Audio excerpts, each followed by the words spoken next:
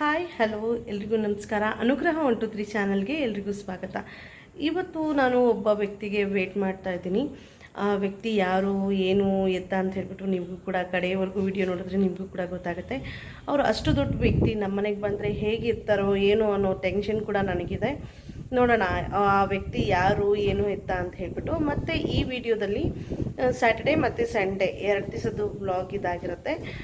ನನಗೆ ದಯವಿಟ್ಟು ಸಪೋರ್ಟ್ ಮಾಡಿ, ನನಗೆ ಸಬ್ಸ್ಕ್ರೈಬ್ ಮಾಡಿ ಅಂತ ಹೇಳಿ ನಾನು ಕೇಳ್ಕೊಳ್ತೀನಿ. ನನ್ನ ಚಾನಲ್ನ ದಯವಿಟ್ಟು ಸಬ್ಸ್ಕ್ರೈಬ್ ಮಾಡಿ ಮತ್ತು ನನಗೆ ಸಪೋರ್ಟ್ ಮಾಡಿ ಅಂತಲೂ ಕೇಳ್ಕೊಳ್ತೀನಿ. ನೋಡೋಣ ಬನ್ನಿ ಯಾರು ಬರ್ತಾರೆ ಅನ್ನೋದನ್ನು.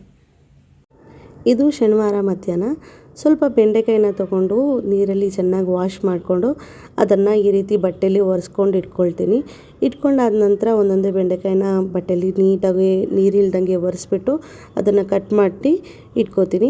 ಅದಾದ ನಂತರ ಸ್ವಲ್ಪ ಮಧ್ಯಾಹ್ನ ಗಂಜಿ ಉಳಿದಿತ್ತು. ಸೊ ಆ ಗಂಜಿನ ಕುಟ್ಕೊಂಡು ಒಂದು ಈರುಳ್ಳಿ, ಸ್ವಲ್ಪ ಬೆಳ್ಳುಳ್ಳಿ ಇದನ್ನೆಲ್ಲ ಸುಲಿದು ಮಸಾಲೆನ ರೆಡಿ ಮಾಡ್ಕೋತಾ ಇದ್ದೀನಿ. ಅದಾದ ನಂತರ ಸ್ವಲ್ಪ ಕೊತ್ತಂಬರಿ ಸೊಪ್ಪನ್ನು ಕೂಡ ಸೇರಿಸ್ಕೊಂಡಿದ್ದೀನಿ. ಅದಾದ ನಂತರ ಸ್ವಲ್ಪ ಫ್ರೈ ಮಾಡೋದಕ್ಕೆ ಸ್ವಲ್ಪ ಜೀರಿಗೆ, ಮೆಂತೆ ಇದನ್ನು ಫ್ರೈ ಮಾಡಿ ಹಾಕ್ಕೊಂಡಿದ್ದೀನಿ. ಆಮೇಲೆ ಚಕ್ಕೆ, ಲವಂಗ ಅದು ಕೂಡ ಸೇರಿಸ್ಕೊಂಡಿದ್ದೀನಿ. ಅದಾದ ನಂತರ ಎಲ್ಲ ಮಸಾಲೆಯನ್ನು ಜೋಡಿಸ್ಕೊಂಡು ಇದನ್ನು ಒಂದು ಮಿಕ್ಸಿರ್ ಗ್ರೈಂಡರ್ಗೆ ಹಾಕ್ಕೊಂಡು ಅದನ್ನು ರುಬ್ಬಿ ಒಂದು ಸೈಡಲ್ಲಿ ಇಟ್ಕೊಂಡು ಅದಾದ ನಂತರ ಇದು ಬೆಂಡೆಕಾಯಿನ ಹುರ್ಕೋಬೇಕಲ್ಲ, 1 ಟೇಬಲ್ ಸ್ಪೂನಷ್ಟು ಎಣ್ಣೆನ ಹಾಕ್ಕೊಂಡು ಬೆಂಡೆಕಾಯಿನ ಚೆನ್ನಾಗಿ ಫ್ರೈ ಮಾಡಬೇಕು. ಅದು ಲೋಳೆ ಅಂಶ ಎಲ್ಲ ಹೋಗಬೇಕು. ಅಷ್ಟರಲ್ಲಿ ಅದು ಫ್ರೈ ಆಗೋಷ್ಟರಲ್ಲಿ ಟೊಮೆಟೊ ಮತ್ತು ತೆಂಗಿನಕಾಯಿ ಕೂಡ ರೆಡಿ ಮಾಡ್ಕೋತಾ ಇದ್ದೆ.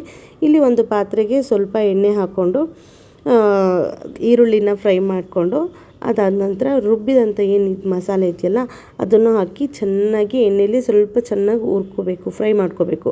ಅದು ಸ್ಮೆಲ್ ಬರುತ್ತೆ. ಅದಾದ ನಂತರ ಕಾಯಿ ಮತ್ತು ಟೊಮೆಟೊ ಅದನ್ನು ಕೂಡ ಗ್ರೈಂಡ್ ಮಾಡಿ ಹುಣಸೆ ಹಣ್ಣನ್ನು ಕಿವುಚ್ಬಿಟ್ಟು ಉಪ್ಪನ್ನು ಸೇರಿಸಿ ಸಾರು ಚೆನ್ನಾಗಿ ಕುದಿ ಬರೋ ಟೈಮಲ್ಲಿ ಬೆಂಡೆಕಾಯಿ ಏನು ಹುರಿದಿರ್ತೀವೋ ಅದನ್ನು ಅದಕ್ಕೆ ಸೇರಿಸ್ಕೊಂಡು ಸ್ವಲ್ಪ ಹೊತ್ತು ಹಾಗೆ ಕುದಿಸಿದ್ರೆ ತುಂಬಾ ಚೆನ್ನಾಗಾಗುತ್ತೆ, ತುಂಬಾ ರುಚಿಯಾಗಿರುತ್ತೆ.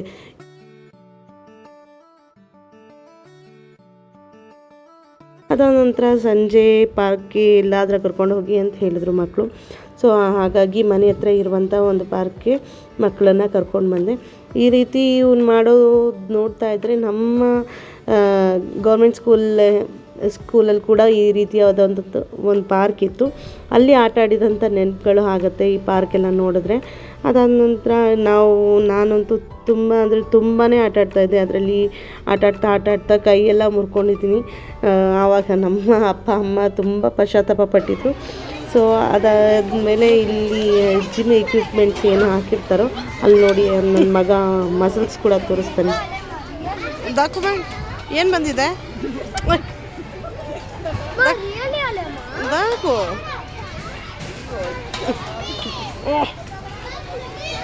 ಸೂಪರ್. ನೋಡಿದ್ರಲ್ಲ, ಅವನಿಗೆ 6 ಪ್ಯಾಕ್ಸ್ ಬೇಕಂತೆ. ಈ ಚಿಕ್ಕದ್ರಲ್ಲೇ ಹೇಳ್ತಾನೆ ಈ ಥರ ಎಲ್ಲ.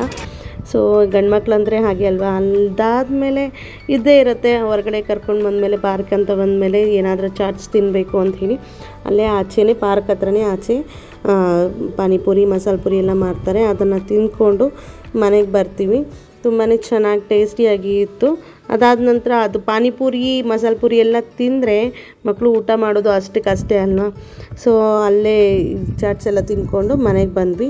ಮನೆಗೆ ಬಂದು ಇದು ನೆಕ್ಸ್ಟ್ ಡೇ ಭಾನುವಾರ ಅಡುಗೆ ಎಲ್ಲ ಮಾಡಿಕೊಂಡು ಊಟ ಎಲ್ಲ ಮಾಡಿ ಮುಗಿಸ್ಕೊಂಡು ಕೂತ್ಕೊಂಡಿದ್ವಿ. ಇವರು ಯಾರಪ್ಪ ಅಂತಂದರೆ ಐವಾನ್ ಡಿಸೋಜ ಇವರು ಮಂಗಳೂರಿನ MLA. ಇವರು ಇಲ್ಲಿ ಯಾಕಪ್ಪ ಬಂದಿದ್ದಾರೆ ಅಂತಂದರೆ ಇವರು ಮತ್ತು ನಮ್ಮ ಯಜಮಾನರು ತುಂಬ ಕ್ಲೋಸಾಗಿ ಇರ್ತಾರೆ. ಸೊ ಯಾವಾಗಲೂ ಹೇಳ್ತಾಯಿದ್ರು ತುಂಬ ಕ್ಲೋಸು ಅಂತ ಹೇಳಿ. ನೋಡಿ ಯಾವ ರೀತಿ ಮಾತಾಡ್ತಾರೆ ಅಂತ ಹೇಳಿ.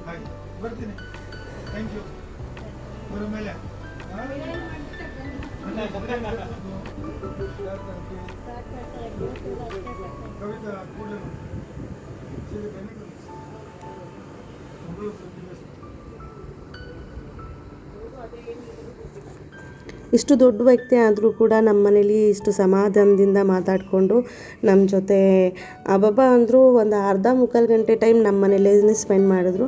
ಅದಾದಮೇಲೆ ನಾವು ಕೂಡ ಅವರಿಗೆ ಗೌರವ ಸಲ್ಲಿಸಲೇಬೇಕಲ್ವ. ಹಾಗಾಗಿ ಒಂದು ಹಾರ ಮತ್ತು ಶಾಲನ್ನು ಹಾಕಿ ಸನ್ಮಾನ ಮಾಡಿದ್ವಿ ಅಷ್ಟೇ. ತುಂಬ ಅಂದರೆ ತುಂಬ ಚೆನ್ನಾಗಿ ಮಾತಾಡಿದ್ರು. ಬೇರೆ ರಾಜಕೀಯ ವ್ಯಕ್ತಿಗಳಿಗೂ ಇವ್ರಿಗೂ ತುಂಬಾ ವ್ಯತ್ಯಾಸ ಇದೆ ಅಂತಲೇ ಅನಿಸ್ತು.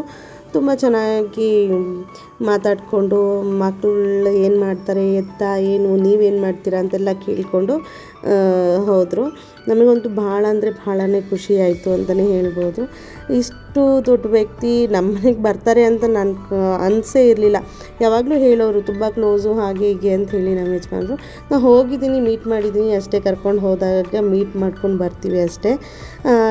ಇಷ್ಟೊಂದು ಕ್ಲೋಸಾಗಿ ಯಾವತ್ತೂ ಮಾತಾಡಿರಲಿಲ್ಲ. ಮನೆಗೆ ಬಂದ ಮೇಲೇ ಗೊತ್ತಾಗಿದ್ದು ಅವರು ಅಷ್ಟೊಂದು ಕ್ಲೋಸಾಗಿ ಮಾತಾಡೋದೆಲ್ಲ ಮಾಡ್ತಾರೆ ಅಂತ ಹೇಳಿ. ನನಗಂತೂ ಭಾಳ ಖುಷಿ ಆಯಿತು. ನನ್ನ ವಿಡಿಯೋ ನೋಡಿದಂಥ ನಿಮಗೂ ಖುಷಿಯಾಗಿರುತ್ತೆ ಅಂತ ಅಂದ್ಕೊಂಡಿದ್ದೀನಿ. ಖುಷಿಯಾಗಿದ್ದರೆ ದಯವಿಟ್ಟು ಲೈಕ್ ಮಾಡಿ, ಶೇರ್ ಮಾಡಿ ಹಾಗೂ ಸಬ್ಸ್ಕ್ರೈಬ್ ಮಾಡಿ, ನನ್ನ ಸಪೋರ್ಟ್ ಮಾಡೋದನ್ನು ಮರಿಬೇಡಿ. ಓಕೆನಾ?